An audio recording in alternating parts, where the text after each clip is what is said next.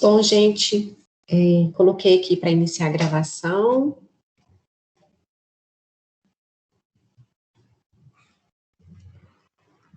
Boa noite a todos, eu sou a professora Kelly, coordenadora aqui do Gaia.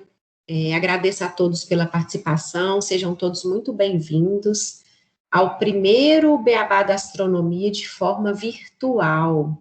Então, antes de iniciarmos o Beabá da Astronomia, eu vou fazer uma apresentação rapidinha para vocês sobre o que é o grupo, quais são as nossas ações. Então, vou compartilhar aqui com vocês.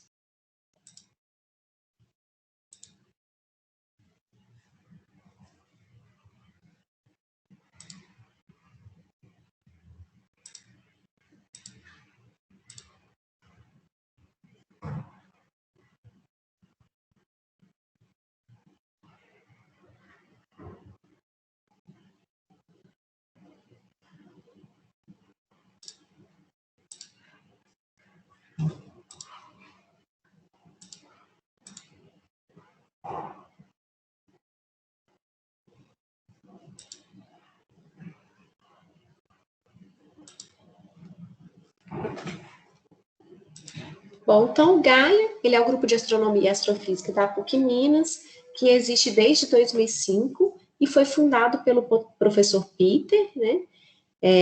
Infelizmente, o professor Peter veio a falecer recentemente e a gente continua fazendo desse sonho do Peter uma realidade. Então, qual que é, né, que esse grupo, qual que é a intenção desse grupo, qual que é a intenção que existe desde a época que o Peter fundou com muito carinho, lá em 2005? A nossa ideia é a divulgação científica, fazer análise, pesquisa na área de ensino de astronomia. E o nosso propósito? A gente tem um propósito de disseminar o conhecimento das suas linhas de pesquisa, além de fundamentar uma cultura científica geral, visando promover uma integração entre a universidade e a comunidade. Então, a gente promove algumas ações para que isso seja possível. Quando a gente estava lá no presencial, a gente tinha a Quinta Cósmica, e nessa Quinta Cósmica a gente contava com o Café Astronômico, o Beabá da Astronomia, o Gaia Convida. Ao final desses eventos a gente tinha uma observação noturna, e também, né, lá no presencial a gente tinha caravana astronômica, astronomia na escola, dentro do museu a gente tinha sessões de planetário, algumas oficinas, como a oficina do foguete, escala do sistema solar, estações do ano e fases da Lua. E agora, no virtual, a gente vem se reinventando e a gente tem o Gaia Astrocast, né, que já está na sua 10ª edição ali, que fica disponível no YouTube, no Spotify e no Google Podcasts. Se você tiver interesse de ouvir os nossos podcasts, eles estão, né, só procurar por Gaia Astrocast. Temos também as publicações nas nossas redes sociais, né, no Instagram e no Facebook. Lá a gente tem publicações como Gaia Indica, Céu da Semana, Quem Sou Eu, Curiosidade e Notícias. Fizemos algumas lives no semestre passado, né? Agora a gente alterou um pouquinho a configuração para trazer de volta o Beabá da Astronomia. Então a gente não vai promover por enquanto essas lives. Temos também o Café Astronômico. No semestre passado, a gente participou de uma semana do museu, né, levando o céu da noite, que a gente vai trazer também agora para as nossas apresentações. E fizemos também 2 semanas cósmicas. E hoje, né, a gente retorna com essa ideia do Beabá da Astronomia. O nosso palestrante é o André, que é um aluno, que é um estudante do curso de Física, que já é membro do Gaia há mais de um ano, e ele vai falar para a gente hoje sobre lentes gravitacionais. Então, seja muito bem-vindo, André. Sucesso para você aí na sua palestra. Boa noite a todos. Vocês estão me vendo? Estão me ouvindo? Boa noite. Estamos te vendo sim, boa noite. Então tudo ótimo. Aqui, custei aqui para ajeitar a câmera aqui. Vai dar tudo certo. Preparei minha colinha. Nervoso. Mas vamos lá. Vamos lá. Deixa eu abrir minha transmissão aqui. Apresentar aqui. André, tá dando retorno. Tá dando retorno? Tá. Você abriu 2 telas? Não. Ainda tá dando retorno? Não, agora não mais. Tranquilo. Então, vocês conseguem ver minha transmissão? Tudo tranquilo? Tudo ok. Não, então, eu vou falar um pouco. Meu nome é André, eu tô no 6º período de Física na PUC, curso de licenciatura. Tô no GAE acho que desde abril de 2019. E no início de 2020, quando a gente estava começando a fazer o planejamento para como que ia ser o primeiro semestre de 2020, surgiu a oportunidade de eu estar ministrando uma das palestras do Beabá da Astronomia, que iriam ocorrer naquele semestre, e logo eu pensei, falei assim, vou fazer uma apresentação sobre lentes gravitacionais. Conversei com o pessoal do grupo, troquei ideias e fui montando a minha palestra. Só que, como todos sabem, ocorreu a pandemia e foi adiado. E hoje, finalmente, vou poder apresentar minha palestra justamente na volta do, do Beabá da Astronomia. Quando eu pensei no Beabá da Astronomia, eu pensei em como que eu iria simplificar o conceito de lentes gravitacionais e trazer ele de forma simples e abrangente para todos. Que essa é a ideia do Beabá, né? Trazer um conceito de astronomia de forma acessível para o público em geral. Eu pensei muito e consegui chegar no que eu acho que vai ser a forma mais simples de se introduzir esse tema. Então, para introduzir, eu gostaria de começar pensando na gravidade, porque como são lentes gravitacionais, a gravidade influencia nisso. Então, vamos pensar no conceito da gravidade. A gravitação universal que Newton descreveu para a gente é o que a maioria da população conhece como a gravidade, que se aprende no ensino médio e se estuda a gravidade newtoniana. Então, durante séculos, ela foi a forma mais fácil da gente descrever como que as coisas são atraídas por massa. Então, foi um princípio que permitiu a gente explicar o que são sistemas estelares, como que eles funcionam e que esse mesmo princípio é o que mantém as pessoas presas aqui na Terra. Isso foi sensacional, foi revolucionário. Newton conseguiu expressar de uma forma simples, através de uma lei, que é a lei da gravitação universal, como que corpos se atraíam de massa. Então, ele tem até tem a fórmula que descreve o diagrama aqui. Então, tudo isso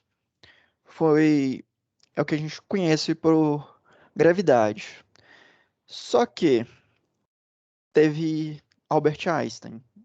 Albert Einstein ele pensava um pouco diferente das pessoas, da maioria dos cientistas da sua época. Tanto que ele foi muito revolucionário na sua forma de pensar e de estudar ciência. Em 1905, ele postula a sua teoria da relatividade, e em 1915, ele atualiza sua teoria com a teoria da relatividade geral.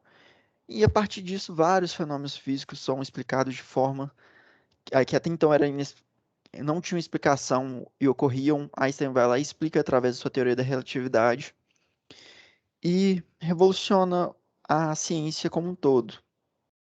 Entretanto, quando ele propõe essa nova teoria da relatividade, ele entra em conflito com a gravitação universal de Newton.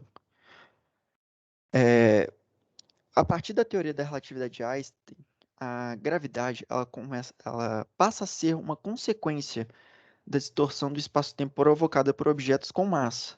Aí você está me olhando aqui agora. Meu Deus, eu não estou entendendo nada do que ele está falando. Então, a distorção do espaço-tempo é isso aqui que está demonstrando para esse GIF.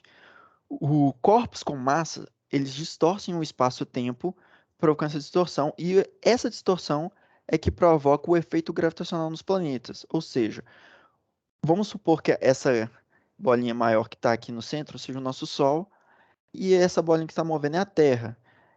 Nós estamos unidos num tecido espaço-tempo, e esse tecido é o que atrai, faz com que a Terra orbite o Sol. Então, todo o movimento dos planetas, dos sistemas estelares, galáxias, tudo isso está relacionado com esse fato. O tecido espaço-tempo está se dobrando, o tecido dobra, ele se distorce, então nós temos a gravidade ocorrendo a partir disso. Bom, conseguimos visualizar um pouco do que a gravidade é hoje. Então, isso aqui é bem superficial para abrangermos como que o conceito da gravidade como que ela está hoje. Não conceitualmente, mas conseguimos observar ela de forma um pouco abstrata. Então eu vou falar um pouco das lentes. Por quê? Obviamente, o tema é lentes gravitacionais. Como que uma lente, igual a do meu óculos aqui, vai se relacionar com a gravidade? O... As lentes são dispositivos ópticos que funcionam através da refração da luz. A luz passa pela lente do meu óculos aqui, ela muda de velocidade, e com essa mudança da velocidade aqui, ela muda de posição e corrige uma deficiência ocular para poder enxergar. Então, a luz se comporta dessa forma. Durante muitos anos, acreditava-se que a luz só percorria um trajeto retilíneo uniforme em meios transparentes, e que a forma dela sofrer uma alteração é se ela mudasse de meio, que, por exemplo, de um óculos ou uma lente, que quando essa luz passa, ela muda a sua velocidade ali e ela tem uma pequena diferença. Aí ela muda e faz uma pequena quebra. Aqui, ó, que é representado aqui nesse pequeno diagrama aqui, a luz vem reto, ela passa pela lente, ela muda de meio, muda de velocidade, e quando ela sai, ela torna novamente a mudar de velocidade, e com isso ela muda essa direção, ela faz, entre aspas, uma curvinha aqui. Então, por muito tempo, ficou-se decidido isso como regra geral. Então, se aceitava-se apenas isso. Então, nós ficamos baseados nisso. Só que Einstein chegou e mudou muita coisa. Segundo Einstein, a teoria da relatividade geral, a luz poderia se curvar ao passar perto de um corpo de grande massa, pois ele afirmava que o caminho que a luz fazia, ou que a luz percorre no nosso universo, é o espaço-tempo.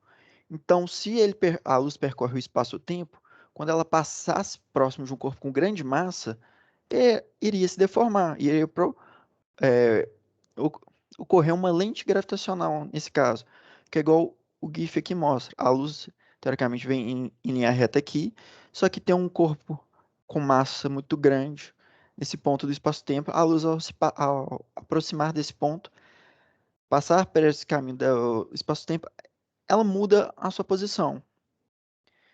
Então, chegamos nisso. Então, essa pequena distorção no espaço-tempo que altera o caminho da luz é o que a gente chama de lentes gravitacionais. Eu acho que eu tô correndo um pouco.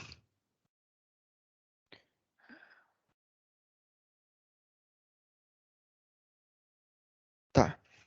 Então, chegamos nisso tudo teoricamente. Ainda Einstein propôs isso teoricamente na teoria da relatividade. Então, fomos fazer estudos. Só que aconteceu um fato inesperado quando Einstein escrevia suas teorias. Durante esse período que Einstein escreveu suas teorias, foi no período de guerra. Foi a Primeira Guerra Mundial. Se eu não me engano, foi de 1914 até 1919. Posso estar errado, mas a guerra ocorreu durante esse período. Então, como ocorreu uma guerra nesse período em que Einstein estava propondo suas teorias, não se conseguiam comprovar imediatamente suas teorias, porque o mundo estava em guerra. Então, muito dessas coisas não podiam ser provadas presencialmente. Então, o que seria o experimento ideal para se provar essa teoria? Então, para que a gente pudesse provar a teoria de Einstein, que fala que o espaço-tempo existe, que ele pode ser distorcido e que ele mudaria a trajetória da luz, a gente precisaria de um eclipse. Por que de um eclipse? Porque hoje o objeto o mais massivo que nós temos próximo a nós é o nosso Sol. Então, durante um eclipse, nós conseguiríamos observar as estrelas próximas ao nosso Sol e observar se a luz que passa próximo ao Sol teria uma diferença na sua posição. Então, o que eles iriam fazer? Eles iriam mapear o céu 6 meses antes do eclipse, em uma determinada região, iriam tirar uma foto, e novamente, 6 meses depois, quando fosse ocorrer o eclipse, iriam voltar naquela mesma constelação que eles pegaram como referência, e durante o eclipse, quando o Sol estivesse na frente, iriam ver que a presença do Sol distorce a posição das estrelas, elas ficam levemente alteradas. Então, com isso, ela tem uma pequena diferença na sua posição inicial. Então, beleza, vamos fazer isso. Só que temos dois problemas para isso ocorrer no período de Einstein. Primeiro, o mundo está em guerra, e segundo, que eclipses não acontecem todos os dias. Era preciso se prever um eclipse, saber quando ele ia acontecer e esperar que todas as condições fossem atendidas para que desse seguimento e provasse sua teoria. Isso é um fato muito interessante da ciência no Brasil. Quando eu estava estudando isso, eu descobri que logo após o fim da guerra, em 1919, teriam um eclipse e que ele seria visível aqui no Brasil e em outras cidades na África. Então, cientistas de todo mundo começaram a organizar expedições para vir para o Brasil para observar o eclipse e ver se Einstein realmente estava certo. Durante a viagem, tiveram dois pontos principais que ocorreram essas observações, que foi em Porto Príncipe e em Sobral, aqui no Ceará, quando eles foram fazer essas observações.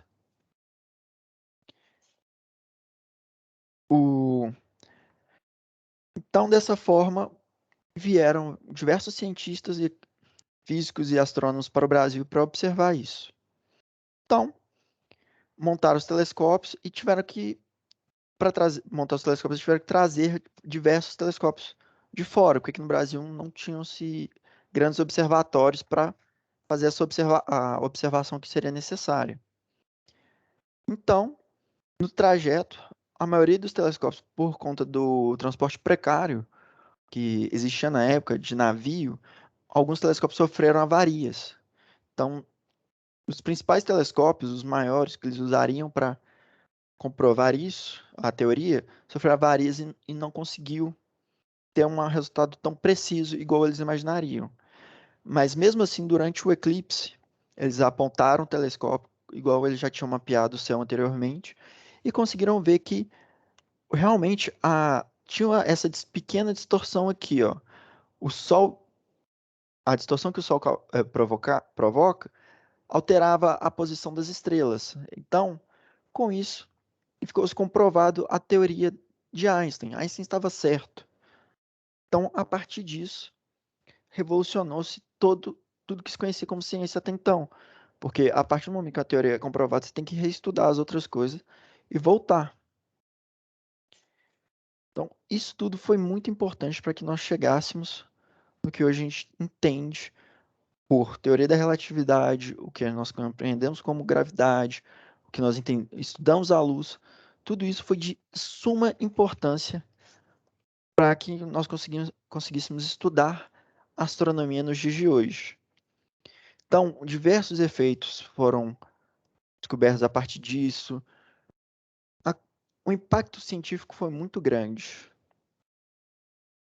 Então, a partir desse momento, amplifica-se os estudos nessa área. Então, cada vez começam a estudar mais. E Einstein começa a pensar sobre a sua própria teoria, o que poderia mudar, o que ele poderia acontecer nisso. Então, ele começa a pensar sobre o objeto que deforma o espaço-tempo. Porque nós sabemos hoje que as estrelas não são 100% esféricas. As galáxias não são 100% ovais, elas possuem deformações. E como que essas deformações da estrutura do objeto poderiam influenciar na deformação no espaço-tempo? Então, muita coisa foi pensada sobre isso. Então, foram se estudando várias coisas. E com o passar dos estudos, o próprio Einstein chegou a um pensamento.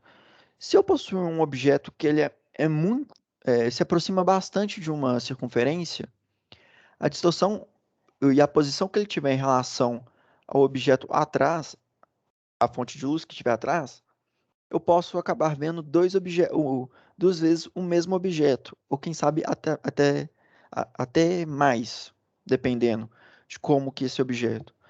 Como assim você está me perguntando? Por exemplo, aqui eu tenho um exemplo que seria a cruz de Einstein. Aqui no centro, nós temos uma galáxia. Isso aqui no centro é uma galáxia, que ela se aproxima bastante de uma galáxia esférica. Me fugiu a palavra. Uma galáxia esférica. Há pontos nela que realmente ela tende a ser uma esfera. Por conta disso, e a posição que o astro está atrás dela, que é um quasar aqui no caso, a posição que ela está, a galáxia, a distorção que a galáxia provoca gera a imagem repetida 4 vezes. Então aqui nessa imagem nós temos a galáxia aqui no centro e o quasar repetido 4 vezes aqui no mesmo lugar. Então, com o passar do tempo, começaram a se observar. Uai, eu tenho aqui tem um ponto aqui, tem dois objetos que eles têm a mesma, eles estão à mesma distância, eles têm as mesmas características e estão à mesma posição e tem um objeto aqui no meio. Opa, esses dois objetos diferentes que eu estou vendo, na verdade, é um só. Então isso influenciou até na forma que nós observássemos o céu. Isso aconteceu. Isso não acontece só repetindo o objeto. Ele pode, dependendo da forma que o objeto está, esse objeto ele pode se deformar ao longo ao longo do objeto que emite a luz e formar, por exemplo, um anel. Que, por exemplo, é esse caso aqui, ó, que nós temos o anel de Einstein. Aqui no centro nós temos uma galáxia meio amarelada e uma outra galáxia que estaria logo atrás dessa outra galáxia, nosso campo de visão, e por conta da deformação do espaço-tempo, nós observamos a galáxia distorcida, quase que formando um anel em torno de uma outra galáxia. Enquanto, na verdade, é apenas uma outra galáxia que está mais afastada. Então, e aqui, ó, nós conseguimos observar também, eu estou com minha colinha que eu sempre esqueço, são imagens múltiplas de diversas lentes gravitacionais ocorrendo simultaneamente no céu. Aqui nós temos um aglomerado de galáxia. Esse aglomerado, provocando uma distorção no espaço-tempo, permite que nós observássemos essas curvaturas, essas distorções nas imagens provocadas pelo campo gravitacional no espaço-tempo. Isso faz com que a gente comece a pensar sobre quais são as deformações que uma lente gravitacional pode causar. Então, elas são divididas em alguns tipos, que são as lentes fortes, que são lentes gravitacionais como galáxias e aglomerados de galáxias que provocam uma grande distorção no espaço-tempo e que permite que nós vejamos o objeto deformado quase que ao ponto de um anel. Nós temos lentes fortes, que são galáxias menores e alguns outros sistemas que distorcem a imagem e nós conseguimos ver o objeto que está atrás deles por conta disso. E temos lentes menores, como o nosso próprio Sol, que apenas desvia o caminho que a luz iria fazer. Então, isso tudo foi muito interessante. Foram se estudando isso e percebendo cada vez mais a presença de lentes gravitacionais no nosso universo e se observando cada vez mais. Só que para estudar astronomia, é importante nós observarmos o corpo que está longe. Então, quanto a maior quantidade de luz que nós recebemos desse corpo, maior a quantidade de informações que nós temos. Então, dessa forma, se pensou uma forma de usar essa lente gravitacional ao nosso favor. Como assim? Vamos usar um aglomerado de galáxias, vamos posicionar um telescópio de determinada posição, e nessa determinada posição eu vou conseguir observar um efeito gravitacional da lente gravitacional, vou conseguir observar a distorção, vou conseguir captar luz de objetos que estão cada vez mais distantes. E por conta dessa distorção eu consigo pegar um pouco de luz. Então, eu vou começar a utilizar isso. E isso é a principal aplicação das lentes gravitacionais hoje. As lentes realmente comportam como uma lente que nós temos mais comumente. E nós conseguimos fazer ampliações de galáxias por conta disso. Que nós temos aqui, por exemplo, um telescópio Hubble, e nós temos um aglomerado de galáxias, e temos um objeto atrás desse aglomerado. E pela distorção do espaço que o aglomerado causa, nós conseguimos observar a luz transitando, a luz sendo, tendo seu trajeto alterado para que nós conseguíssemos observar ela. Então, dessa forma, hoje os principais satélites, telescópios do mundo que estão em órbita, os principais, o Hubble, entre outros, eles usam das lentes gravitacionais para captar essas informações e usá-las para nós observarmos cada vez mais longe. Sendo que a foto tirada mais distante da Terra, ela só foi possível ser tirada graças a uma lente gravitacional, que permite com que nós observássemos a galáxia que está atrás de outra por conta da lente gravitacional.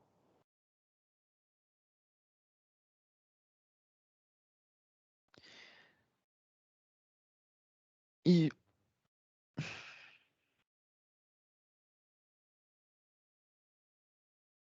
tô dando uma olhadinha na minha cola para ver se não estou esquecendo nada.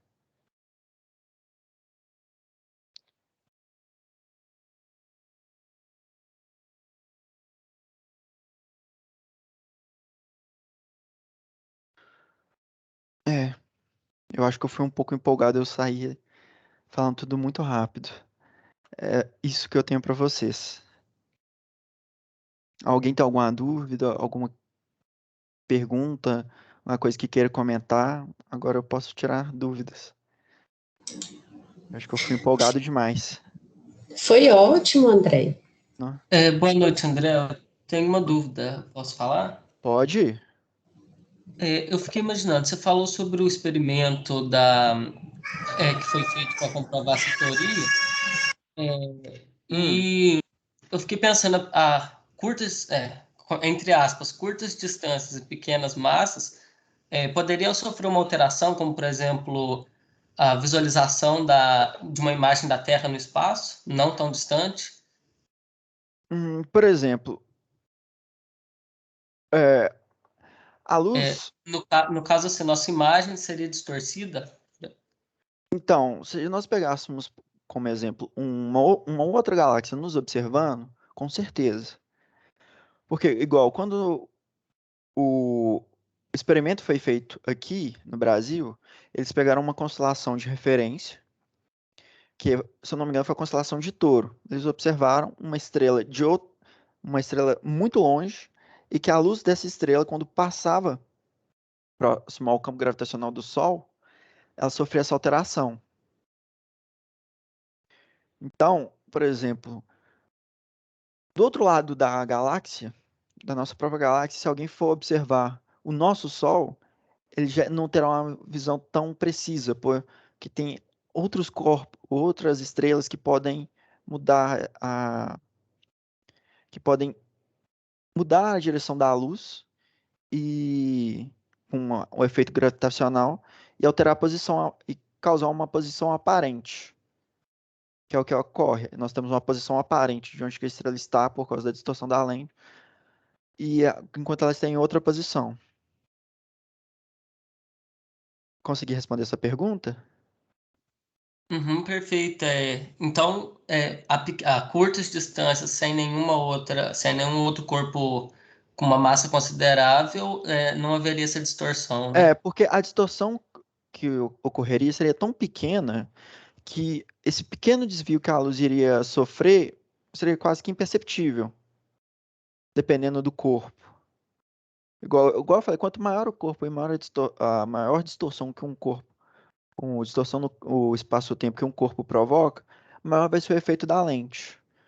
Por isso que um aglomerado de galáxias ele é uma excelente forma da gente observar por trás, observar mais longe, porque a distorção gravitacional que ele causa é tão grande que qualquer raio de luz que passa ali perto, ele já é automaticamente atraído e consegue provocar essa distorção e nós conseguimos observar mais. Tá bem, então, perfeito. Muito obrigado. De nada. André, tem algumas perguntas aqui no chat, aí eu vou ler para você, tá? Ok. Então, a Júlia Bastos perguntou o seguinte: então, quando a luz passa em uma grande deformação, a luz pode mudar de direção? Ela sofre uma alteração. A luz ela tende a seguir um trajeto retilíneo. Eu vou voltar aqui no slide, que eu acho esse slide sensacional, porque ele mostra a luz, ela teoricamente, ela saiu desse ponto de origem, ela tende a seguir reto aqui. Então, um observador que estivesse mais ou menos aqui, sim, ele iria observar a luz dessa estrela passando por aqui, enquanto sua real posição seria essa. Então, pela deformidade do espaço-tempo que a luz muda, ela sofre pequenas alterações. Só que a longas distâncias, essas pequenas alterações se tornam grandes.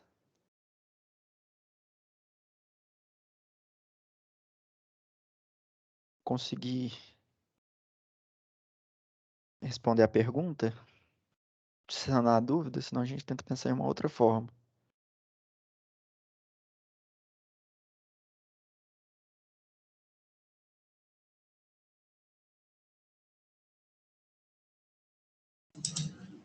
Aí agora tem mais uma pergunta aqui.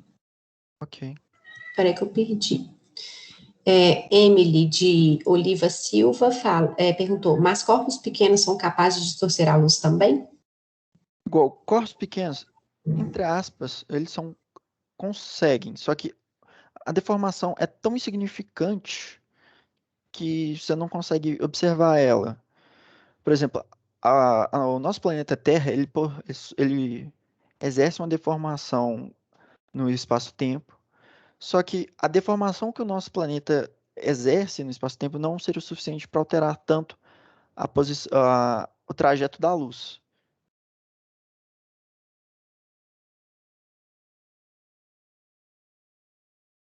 Você precisaria de um corpo com massa milhões de vezes maior que do nosso planeta para conseguir fazer com que a luz mude seu trajeto.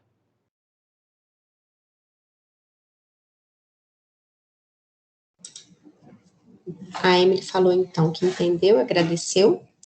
Alguém mais quer fazer alguma pergunta para o André? Pode fazer pergunta, gente. Por favor, faça.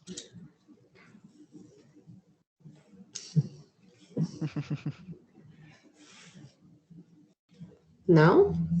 Então, novamente, eu vou agradecer a participação de todos vocês, agradecer a apresentação do André, sempre comprometimento aí com o nosso grupo.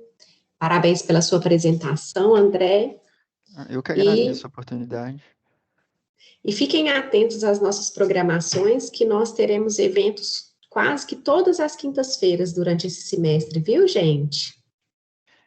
Então, boa noite para todos. Boa noite. Se tiver surgido alguma dúvida, podem mandar no nosso Instagram também. Nós respondemos lá também. Qualquer coisa, podem mandar perguntas relacionadas a essa palestra, ou alguma publicação que nós fazemos durante lá. Por favor, mandem perguntas. Então, obrigada, gente. Boa noite. Boa Até a noite. próxima.